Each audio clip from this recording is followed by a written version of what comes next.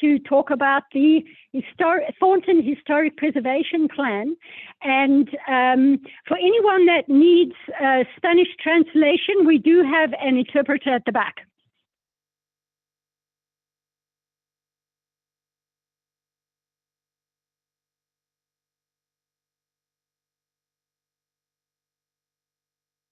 Great. So, so to take care of some housekeeping issues first, anybody needing the restroom, you head out on the hallway here and you turn right and there are restrooms. And we have a lot of food and pizza at the back. Then pizza has to be eaten. We can't take it home. So everybody, please, go and help yourself. And I would like to welcome City Council Member Kathy Henson.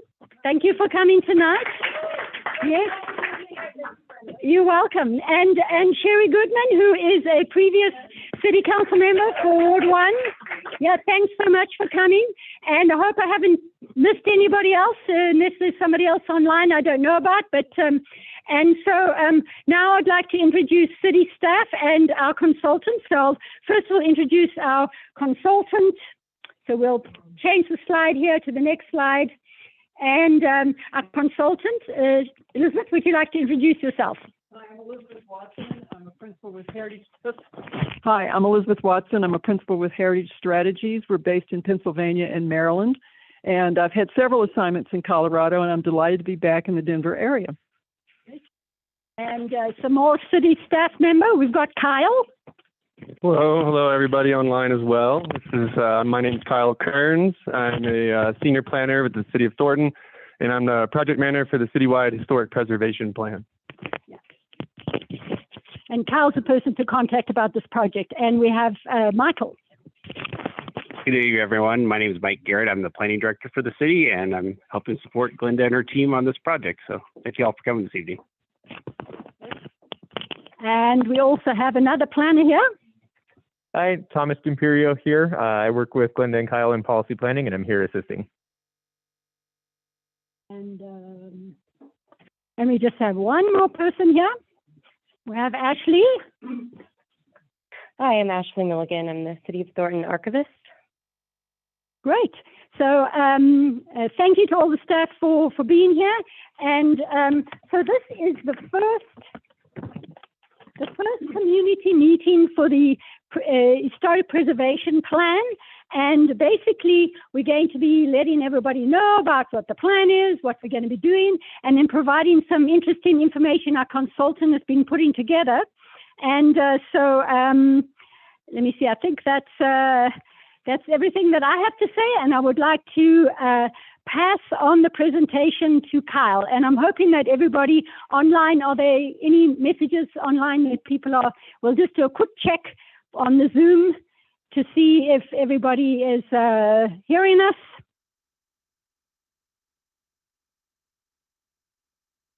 Great. We've got everybody hearing us, and so I'll pass it on to Kyle, and after Kyle, it'll be Elizabeth. Thanks.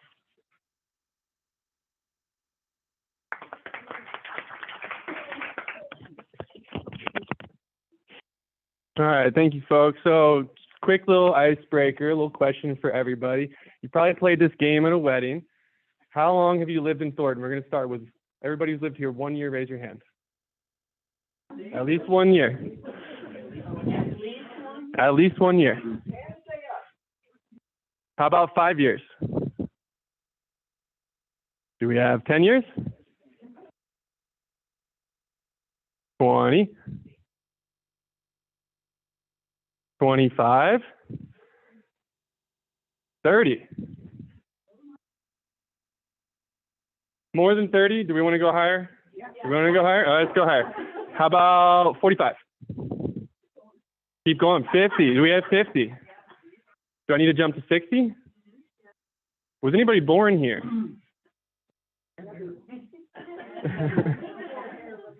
So a pretty wide variety. You might have. Oh wait, sorry, we didn't go far enough. 68 years. There we go. So we have a winner. We have a winner here. No prize, unfortunately. Sorry, maybe a keychain if you'd like, or a soda. But anyways, well, thank you for doing that. Appreciate you all joining us tonight. As I noted, my name is Kyle Kearns, project manager. Many of you might be wondering what we're doing here. And tonight we're here to talk about the purpose of historic preservation and how we kind of got to this point. And generally speaking, historic preservation serves a lot of different purposes. We've kind of boiled it down to like two main purposes. The first is to learn and recognize about the community's historic buildings, landscapes, heritage, cultures, and various aspects that have come into the land and the city over time. And how do we look at those resources as we grow as a city? And the second is to encourage public and private action to help preserve the historic resources that have been identified as important to the community. Next slide. And so that's the purpose of historic preservation, but in order to get to that point, you need a plan. And so the first step is tonight, more or less, and that is to create a citywide historic preservation plan. And that will be kind of the end product that is, we'll get to the timeline a little bit, but basically winter next year, we're hoping to be in front of council with a plan. And as we all know, Denver is a growing suburb, a big suburb, and Thornton was kind of one of those first suburbs to start really the suburban growth after World War II. But its land is obviously much older than that and extends even further back, all the way back to the indigenous nations. And so what we need to do is understand the various historic contexts that make up the city of Thornton, and that's what we're hoping to do through this planning process.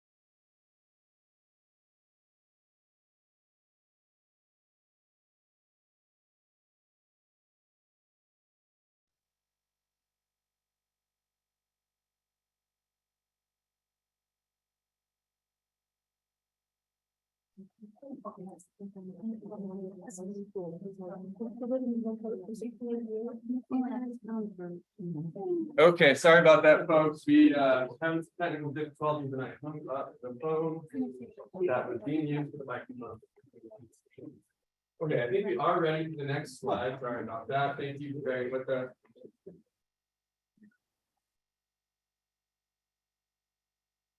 Right. Everyone.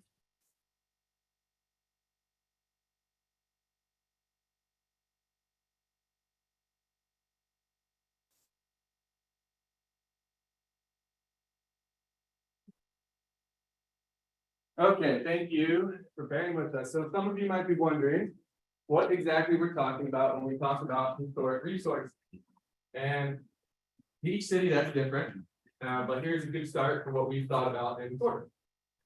Here you have two examples of listed properties, recognized properties. The first is the East Lake Grain Elevator, and that is on the National Register, which is a program run at the national level across the entire country that serves as a framework for helping preserve more iconic and more prominent historic resources in the town. And East Lake Grain Elevator is a great example of a particular type of agricultural style that existed at the time that is very unique to Adams County. And so that's why it's on the National Register, because they agreed with us and we worked to get it on there. And now it's the only National Register property in the city. On the right is the Reckon Barn, and that's an example of a locally listed property that has already gone through the process that the that City of Thornton has outlined in our code already. That's an example of something more at the local level that is locally significant to us, but maybe doesn't elevate to that national level, right? And so those are kind of examples of more site-specific individual resources. The next slide has some examples of larger districts. And so some of you may be familiar with the town East Lake. It was originally its own town and annexed into the city in 1991 as a result of water. And now it's a part of Thornton and is considered kind of its own historic town in its own right. And so that would be an example of something that could be a historic neighborhood, for example. The Lamberton Lakes Homestead site is owned by the city as a city park. Portions of it are open to the public with trails around the reservoir. This park, a beautiful picture, unfortunately is not always open to the public. We are working on a plan for that, and the city is working hard to do that. Separate from this project, related but separate. But we're hoping that that can be opened up to the public here in the near future and provide an amenity and a resource for the community. And so these are examples of larger sites that comprise multiple buildings and have kind of a timeline that is evident in its actual design and form. So it's kind of see the evolution of the property on the site. Now, the next slide, we can thank Elizabeth for. On our first site visit, we went around town and Elizabeth saw tons of buildings that we had no real eye on ourselves, especially me being a newcomer. And so this is the original bowling alley, an example of a historic resource that's a little older than 40 years old, not quite 50, but it's getting there. Oh, it is next. We need to know that. Where is the first? It's not, it was not 80% Corona. Well, I'm glad I got corrected. Yes, it's a second bowling alley, like I said. Second.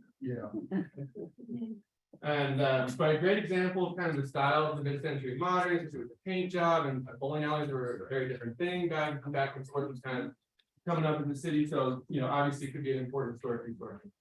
Next slide gets even further granular in the technical details that historic preservation we have.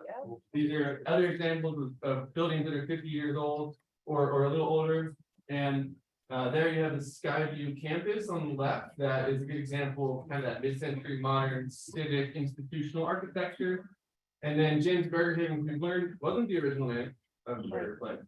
But the sign certainly looks like it may have been there for a while as well, because neon's not too prominent anymore. They used to be down the hill on 84th and Pearl, and just a little walk to the place. Okay, and for those at home, we're learning that Jim's Burger Haven used to be on what was 84th and Pearl. And so its current location is not the original. We were just finding out from the crowd there. And so these are kind of examples of even more detailed historical types of resources. And I believe we're ready for the next slide. And so we kind of started to talk about this, and I'm going to pass here to Elizabeth shortly. Where their expertise shine. And you really think about how land evolves over time, and this is the concept of cultural landscapes, right? So it's not just the buildings and the people, but how do all of those create a landscape? And that is what we're calling the cultural landscape. So I will pass the microphone now. You ready? Do not click.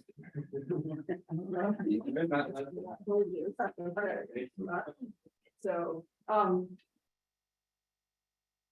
trained as a regional planner, and I'm interested in big places in landscapes. One of the things that I get to do over the country is work with natural heritage areas.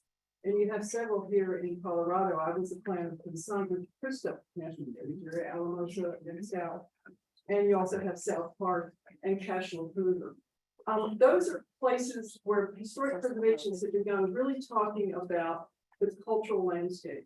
We're not looking at just one building, but we're looking at how the entire landscape works for the buildings. And the right to the barns, actually, it occurred to me as that went by, I got taken out there on a beautiful snowy day, although last time. When you stand by that barn, and if you haven't been in there, it's closed off right now, but I think some of the land there is intended for park use. You look down into the meadow and ditch, and that barn kind of goes with that landscape. So it isn't just the barn, but it's sort of that whole small landscape that maybe you're helping interpret and plan for in the future. So the cultural landscapes are part of the environment. you know, everything that we humans do is a response to the environment. And so we look at large landscapes and try to think about that. Somebody else has to change the slide. Yes. And so, you know, like historic districts and buildings, the former teachers and the way they've been used talk about are ways of understanding how our nation developed. The suburban development that Thornton is a prime example of is the story of the mid-century of the 20th century, but it also began really before the Civil War. There are whole examples through time of places like Thornton, different technologies, different transportation, different ways that they were taking advantage of the demand for housing and wanting to give people good places to live. Next slide. So we look at the cultural landscapes including the ditches, the water, the topography, the hills. It's very interesting to me that the Thornton was designed in part to take advantage of some views. And very, very pleasant. So we look at all of that, but we're also looking at how the people see the land. What were the customs, your values, your traditions, your beliefs, and you can see evidence of that. The stories are in the landscape. They're not always documented as much as they are expressed in the landscape without documentation. Keep going. River Road is another wonderful corridor that you have. So cultural landscape is a part of lots of history and memory, and it's a sense of place, and that includes, I hope that you'll understand that historic preservation for us, when my company looks at historic preservation, we really want to do three things. You're probably familiar with historic preservation, saving buildings, okay? Various ways, different techniques, there's tax credits, there's, you know, whatever, lots of good things. But we're also interested in telling the stories and making sure that the stories are told. And then we're also interested in how an understanding of your history and your sense of place can influence the future. Since you can use your knowledge of your historic resources to enhance your sense of place and make Thornton even more special as you grow. Next slide. So one of the things that we're doing is we're creating an outline of the long-term history of this landscape so that we can begin to have a way of talking about the different resources. This is called a context, where we understand what's important in general about your history, and then we go looking for, you know, buildings that express different types of parts of your history. So from the beginning, the landscape of the Front Range is as known as indigenous nations, or the tribal nations that we have in Colorado. Western expansion of railroad development, you see some expression of that in your area, and also, of course, Front Range agricultural development. It's very interesting to understand the agricultural history as next slide.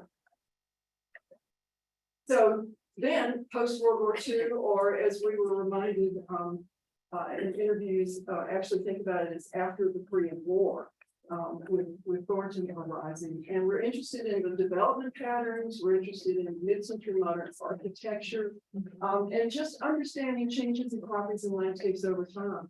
You know, we've heard stories already of people who experienced a tornado and the big snow, and just how did people decide to move here? Just all kinds of wonderful stories about how these landscapes changed. You know, I drove around original Thornton again this afternoon, and I knew I was going to talk to you guys about cultural landscapes. And I think if you go inside that neighborhood and you just kind of step back and kind of let the pattern sink in. You know, everybody's done something a little different with their homes. They've done different kinds of landscaping and ironwork and hardscaping and trees and shrubs. And it's a beautiful place because it tells you that people have loved that place for a long time. They've taken real good care of that neighborhood. And how can we help people in that neighborhood continue to improve and love their properties? Next slide. I think this is almost okay. So, and then enduring elements. What are the corridors and the overall development patterns through time? I think that's it. And we want to leave time for questions, so we'll keep going here. Next slide. Yeah. Okay. Back to Kyle. Thank you. And as the government employee, I get to talk about fun government stuff and schedule and all that.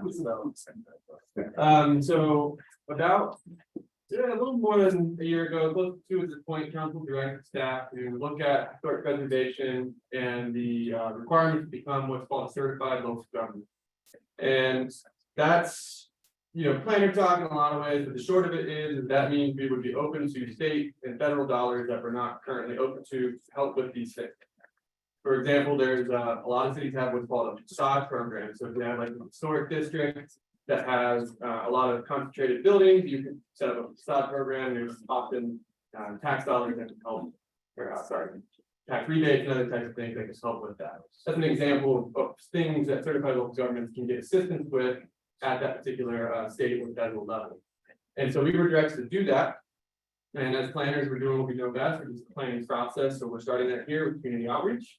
And we're hoping to get to the community in the summer to do a visioning process, also with councils as well as others, to kind of formulate those goals and those policies that will then create what's going to be the historic preservation plan.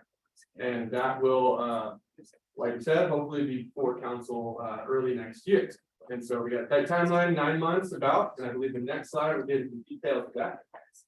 Not quite, we're almost there. So there's 3 major components of this plan. First is the historic context study, and Elizabeth's kind of started to allude to what that would look like, so different aspects of Thornton's history, the different context, and that will form effectively what's a survey list of what we need to go do, and that's something that is required to be a certified local government. So we need to have a list of things that we're going to continue to research, and then that list grows over time as the city evolves. And to kind of help support that research, we're going to have goals and policies that kind of help us kind of synthesize all that data down to essentially a work plan to create a preservation program. And the next slide, I believe, is the schedule. Over. And so, Thomas, just to let you know, we do have this slide in Spanish as well, so we'll spend a little time on the English, and then we'll go to Spanish, and that be good enough. So right now we're in the early stages here of outreach, which include the community meeting here that we're in now. So that's why I thought it. Moving forward, we're going to continue to do some community interviews of people who have been, very important to Thornton's growth. We've already made it with some of you here. Thank you for coming in tonight and joining us again.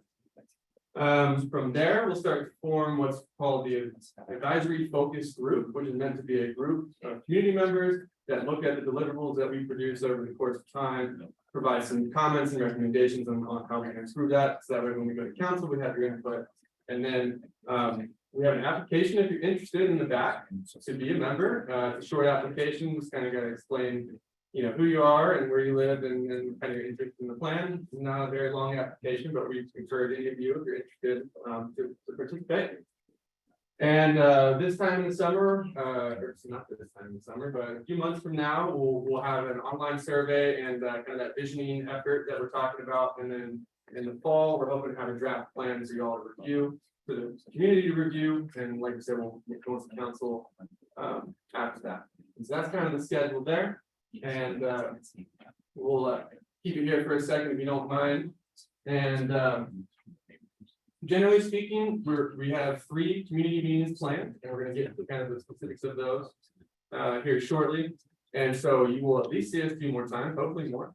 And I think we can go to the next slide. We do have this printed for anybody that would like to take it home. And so the April 5th meeting is where we're at right now. We're going to get to the question and comments here shortly. So we're going to open up for discussion. In the summer, we're aiming for June and July to have another visioning exercise. You might see it at some community events like Thornton Fest, something kind of promoting. Generally speaking, however, summer will be our big public outreach push. And the next slide kind of gives you the next 2 big stages of public outreach. We're hoping by Thanksgiving that we have the draft plan for you all to review. And then, like we said, tentatively scheduled to go to council early 2024 and take it from there. And I believe we're at the last slide here in a second. Yes. And so kind of the next steps here, aside from just kind of community meetings like this, Elizabeth's got a couple site visits now, and we're kind of starting to research and forming those context studies that we discussed now. We've been interviewing community members, so we can take any recommendation on who you think we should be talking to. And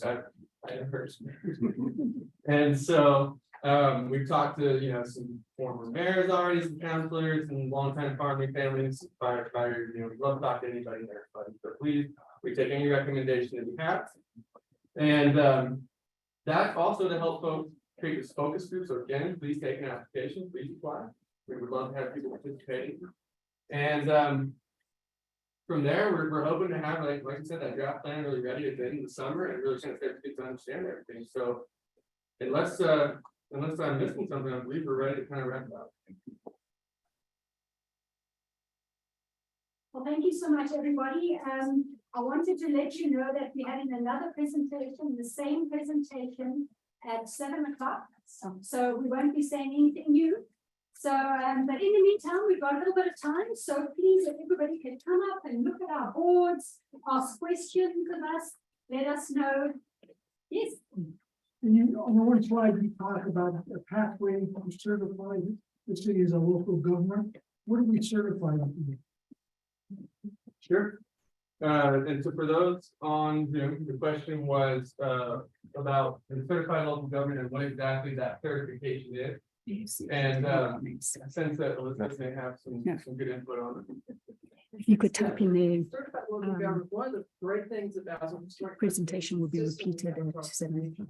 is that it is local. Let us know if you state, got any and questions. federal. Thanks. The local was not, didn't come along until about 1980.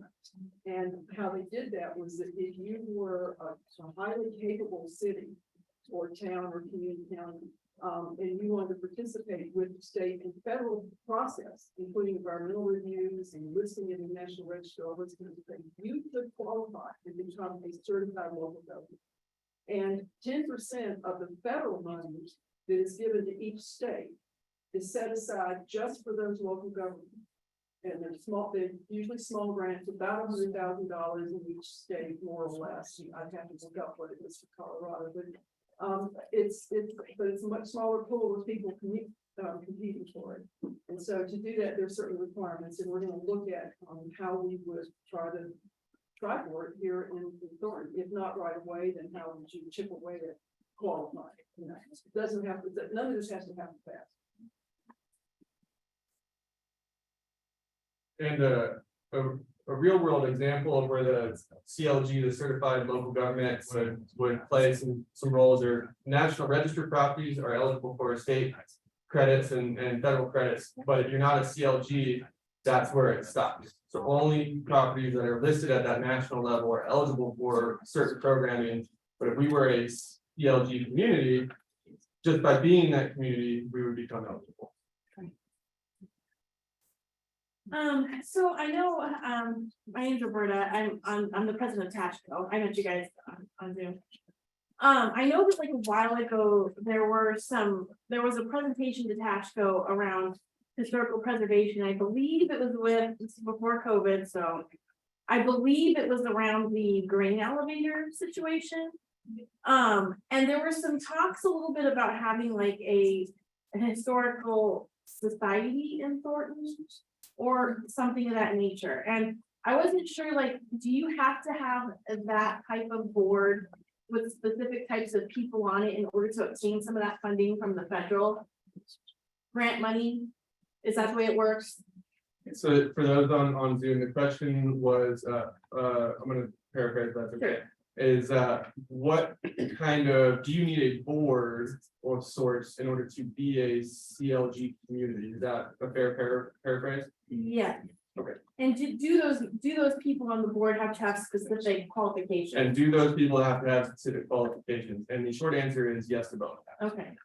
Do you want to elaborate, or is The idea of a historical society would be a different kind of group, and that's a good idea to have a constituency that's interested in history and can carry out some volunteer projects, work with the show, work with the city, work with the museums that people are talking about. So a historical society is a fine idea. So it'd be a historical society and then another group under what you're talking about. Okay. There's a state requirement. The state has written, each state has written out what their requirements are for a certified local government. Here in Colorado, I think it's 5 people, and I'm not sure, but probably need an architect, and perhaps a planner. but not everybody has to have those qualifications. It can be anyone who's interested. Okay, I just know it was a lot more specific than Tashco, so it was just.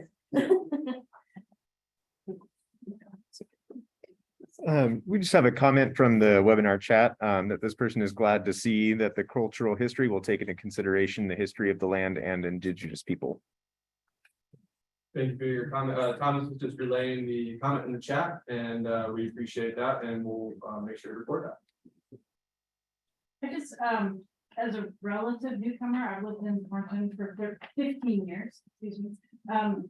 But one thing that I see is really lacking, and I'm really hoping that in this particular instance, there's going to be some serious outreach to our Latino community. Because I cannot imagine that the agricultural aspects of the city of Thornton could possibly be represented well without good outreach and participation from them. And so, please tell me if it's already on the radar. Yes, it is. Go forward. Okay.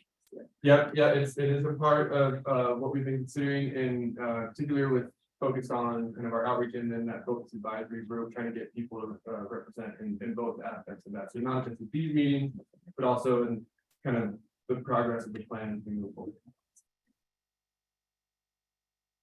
I have kind of probably that's a question that's probably been answered 100 times, but this is my first time there. Although I've lived in Thornton most of my life. But anyway, you mentioned about this funding, that each city or state gets X amount of dollars. So were you talking each city in that state, or were you talking the whole state? And how is that divided, and who makes that those decisions on how much will Thornton get of that $100,000 or whatever it is, you know what I'm saying? So the question is how does the money get parceled out? And that's a fair question, and I wasn't as clear as I should have been. The 10%, what happens is there's this giant fund called the Historic Preservation Fund that gets split among the 50 states and the territories and the tribes. We have tribal historic preservation officers, we have state historic preservation officers.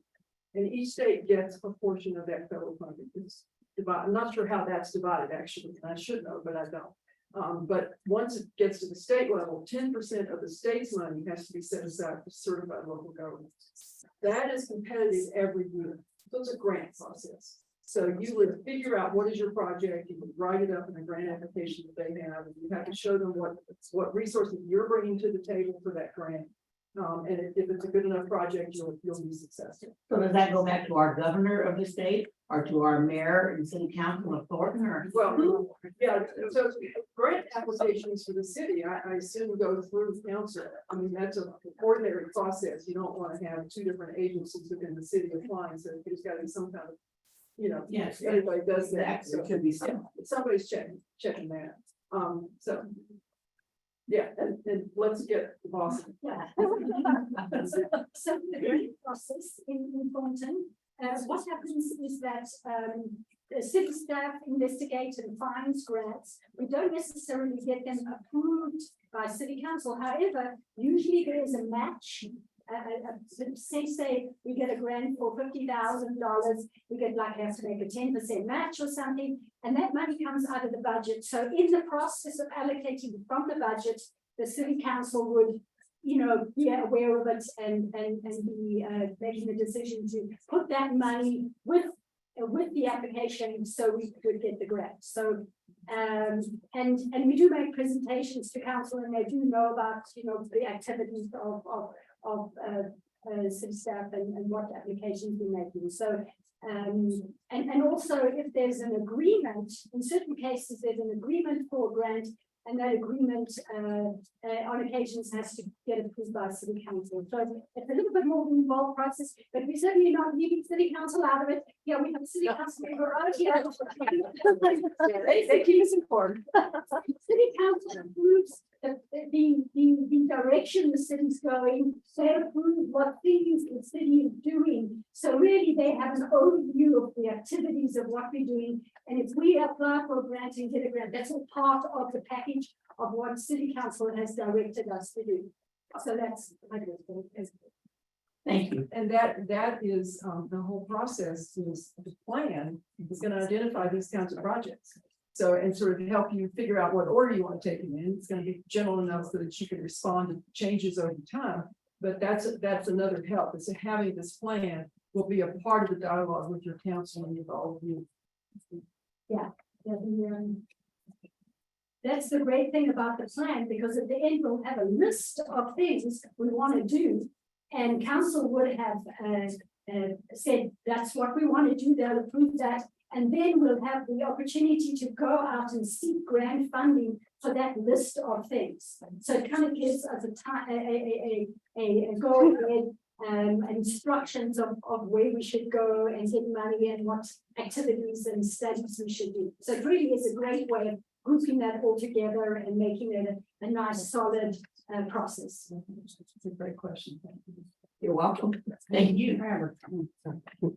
We have 3 hands back.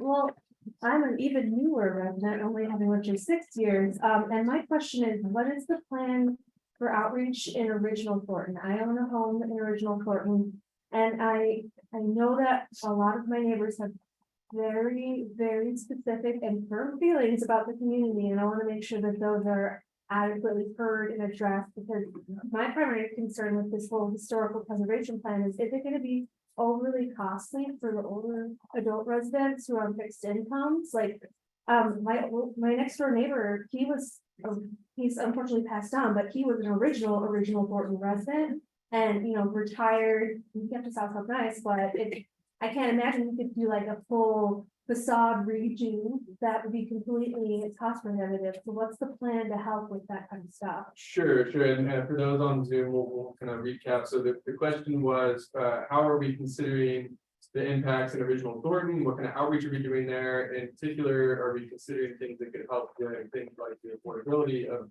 neighborhoods like original Thornton? A fair paraphrase? Yeah, and how are you going to make sure that the planning process and preservation process does not become overly onerous, especially for older adults? Probably make sure that the preservation planning process doesn't become overly onerous for those who are in these districts. Yeah. That could come through this type of program. We probably all have answers to that question. The short of it is that original Thornton is on our radar as the original subdivision. And that there are ways you can design neighborhood design guidelines for historic districts that consider the form of the neighborhood. And in this case, what we've heard through a lot of our interviews is that original Thornton is affordable for exact reasons like its development pattern, and you really can't get that in a lot of other places anymore, right? And so, I mean, I don't want to speak, over the expert here, but I think generally speaking, preserving that form could help with some of those things like affordability. And then follow up with, if we were CLG, that certified local government, we would be able to set up programs that can have direct tie to state and federal dollars that can help offset costs. We as a city could also set aside those funds if council was directed us to do that. And then if it was, allocated in budget and so on and so forth. So that, it could come even at the local levels to help with things like that. I'm sensing that people next to me want to add them.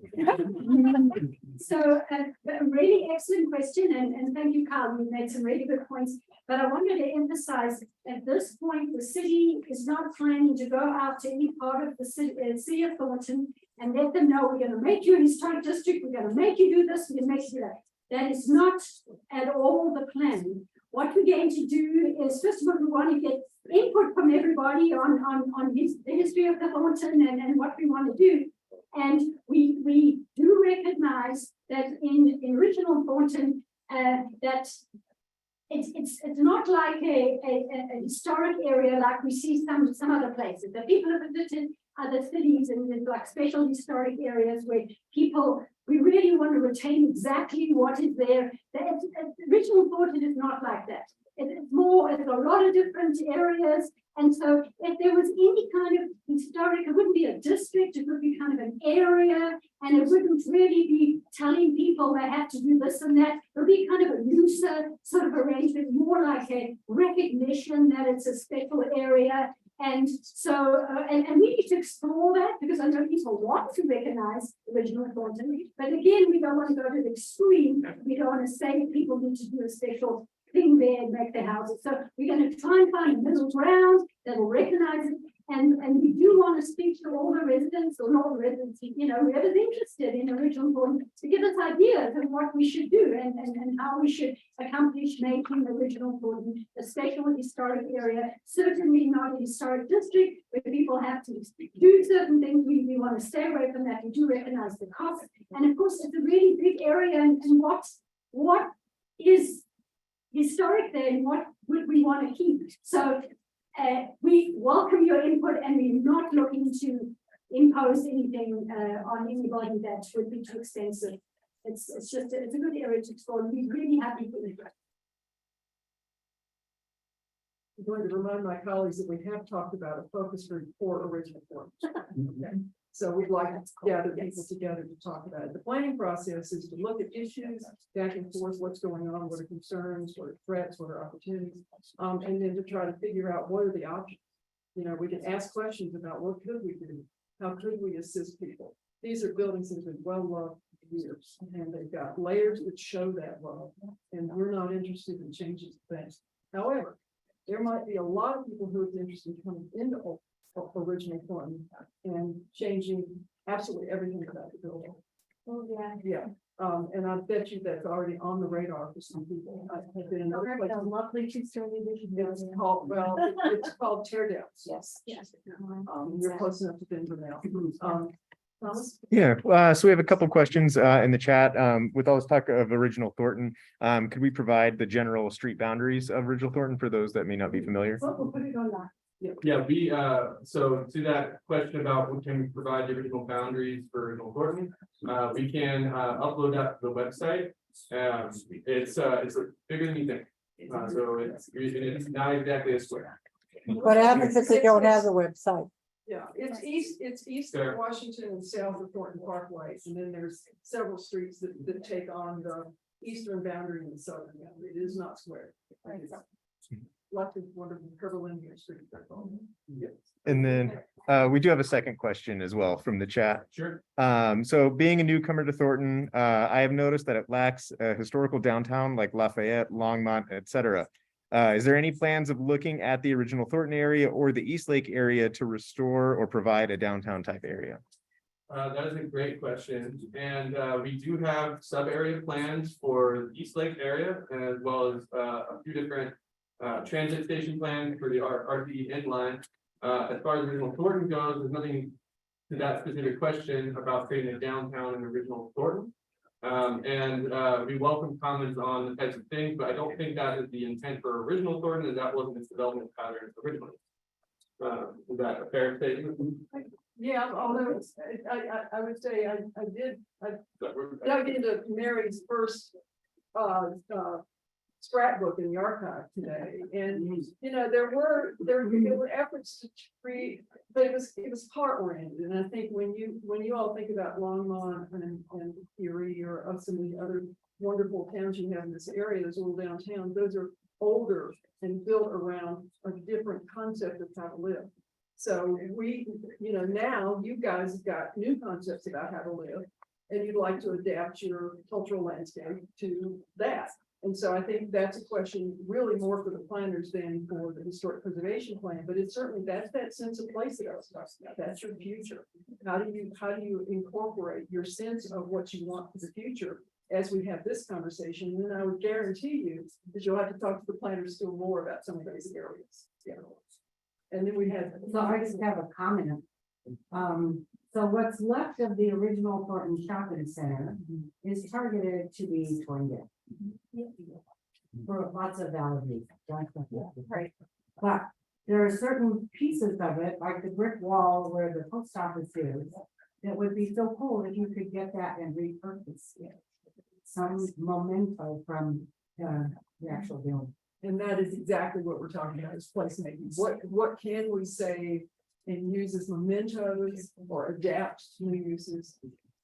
Yeah, and for those at home, the comment was about the original Thornton Shopping Center and maybe thinking about ways to preserve some of the aspects, understanding that some of the buildings do need to be torn down given some of the health concerns.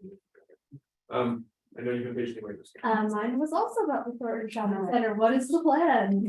Because it is you know, it's quasi historical downtown. I mean, it's that and then North Valley Tech, but that's kind of like a, you know. Sure, but the plan is being developed. We don't have that ready to kind of answer that question specifically at this point. It's still going kind of finding there's a lot of things there. There's a lot of things- Online, it's a special great page.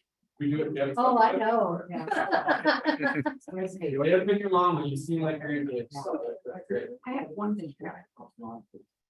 Is there any plans in all of this for any type of, this young lady mentioned about people our age that were original homeowners in Thornton, like the third house in Thornton.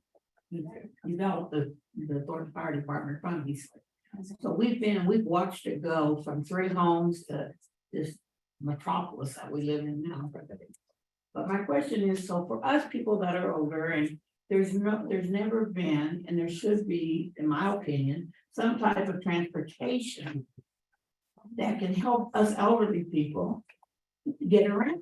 I mean, there's everywhere, every city I go to has some type of bus line or something that can take you from A to B. And Thornton has nothing, you know, and that's crazy. Is there any plans and all of this? Well, we coincidentally have a transit plan actively in process right now, separate from this project. So maybe that would be a better place for this question comment. Because this isn't going to get into the transportation side of things, really not focused on that. We probably won't touch on that too much. Yeah, we'd be happy to get your name and contact information and pass that on to the transportation engineer and he will contact you. Thank you so much. Appreciate that. I just had a thought about the grain elevator. I know there's been like active work to get that redeveloped and I know Tasha did work before I was on Tasha to speak of what that should be. But I think a concern I have in thinking about it for countless times is just when you have a new developer come in, and it's a national, you said it's a national historical piece, right? So how do we make sure and ensure they're preserving the space and the building in an appropriate way? It just seems like, you know, developers can come in and just do something that might be bizarre or. Sure. So I don't want to speak specifically to the grain elevator because it's going through kind of a process right now. So I can't speak too specifically about that. What I can say is that we have recommended what should and should not be saved based on the National Register form. It kind of outlines the different aspects of the building, architectural features, and kind of how it's evolved over time. Some of the buildings were built in the 60s and don't really tell the story the same way like the head house will, for example. And so some of the buildings are considered what's contributing. Some are considered non-contributing. These are technical preservation jargon kind of things. Okay. And we've outlined that and given our special opinion and policy planning our vision. And we pass that on through the process. And without standards that require anything and without federal dollars that require anything, the answer to your question is that it's a negotiation because it won't cost. However, council has put this through the RFP process and they put our guidelines in there, and so we're kind of waiting to where that comes out. So the guidelines are there, but they could negotiate to do things that are not in there. Can't speak to that process. Okay. And so that's a great question because that's a situation we're in, but we want to try and provide some better guidance for historic preservation in the city. And that's why we got this plan, and that's why we want to have recommendations coming out of the plan. And so when we get another circumstance like that, we're in a better position, a stronger position when somebody comes in. And it's my understanding that there was a presentation at the city council planning session last night that included information about the grain elevator. So that's his information online if anyone's interested. Yes, my name is Ken Freeberg and I moved into Thornton February 1, 1954, which is a long time ago. At that time, Thornton was not a city. It was just a subdivision. But some of us that were originally here, and there's still some left, very few. By very few, I'd say 3 or 4. The last meeting we had with Mary, who was the first mayor, and etc., and even Carpenter and some of the later ones. And we worked with a gal named Tanya that wrote the first Thornton book and put history in, and now there's been a fire department book also that's got a lot of history in it. And in turn, real quick, because I know there's another meeting at 7, we can give some names, there's several of them here, that can get together. Now, the last time we really got together was 8, 9, 10 years ago. And there was at that time only about 11 of us left. Okay, but we started the fire department in 1954. We actually incorporated in June, July of 56.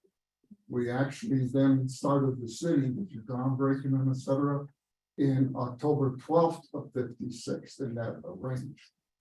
But there's a lot of history that's already there, and I'd be glad to give the names, but I think most of them are gone. There's several here, 3 from the fire department that I know of at least.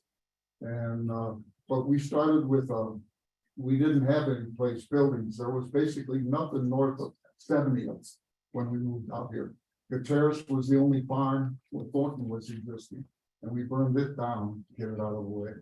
The shopping center came actually almost a year before we incorporated. Okay, and we had a lot of meetings in well-being in the homes. The fire department was in homes, my home and Nelson's home. And in turn till 58, where we actually then finished the new building that was used for fire department, police department, and city council for $130,000. Several of us got Huffman and Jane Russell to give us some land. And we took that land and took it and borrowed $130,000 on it. And that's what gave us the money to build the first city hall and et cetera that's still there. And it's now being worked into a museum, as a lot of you know. But I can get together with whoever you want and give them necessary names, but I think there'll be very few of them. But we can almost go in from years, from the 54 till maybe 80. But then there's a lot of people here like Greg and some of the Marys and Sherry's and et cetera that have been on the council for a long time. And we can put together a group at least and maybe have a small group get together and give you at least what history they know of. And there's a lot of history and a lot of pictures from the history. Eastlake really didn't get involved much. They wanted us to go to district. Hoffman said he was going to make a municipality. Municipality means you provide land also for fire departments, parks, churches, etc. And we got them to do that, and that worked out pretty damn well. So I think one of the things that this plan can do without getting all the details, we'll outline those details, we'll get them. I understand that every person is like a library, and we got to get you and what's in your head as soon as we can. And we have, the town's been making an effort to do this, but I think we need a group that talks about how do you tell the story. Right. You know, what are the ways to do that through placemaking, museums, or programs, parades? I don't know. You know, there's all kinds of ways to do that, and we need your help in identifying what will work here, what is good for Thornton, and honoring these stories. I mean, you're in the front row, so you don't see all the eyes lining up. and we got to do it along because. Right? How do we bother you? Yeah, we're getting He's 91 in June. I rest my case. When this all started, I thought, oh, wow. We're all gonna be around to see this happen. Well, he's 91 and it's been 3 years and. I moved into a new town one time. It's a National Historic Landmark town called Greenbelt, outside of Washington, D.C. And I moved in when there were still people, we called them pioneers. That's who they were. And they came up, they have a little tiny house museum. One of the smallest units that were built in this big development. It's not as big as the original park, but it's pretty big. And they have a little house museum with all the original parts. So there's all kinds of ways to repeat the presentation. She mentioned the post office and the brick. That's a wonderful idea. But the post office is nowhere near the original where the post office was. Let's out the department store. Yeah. So. Well,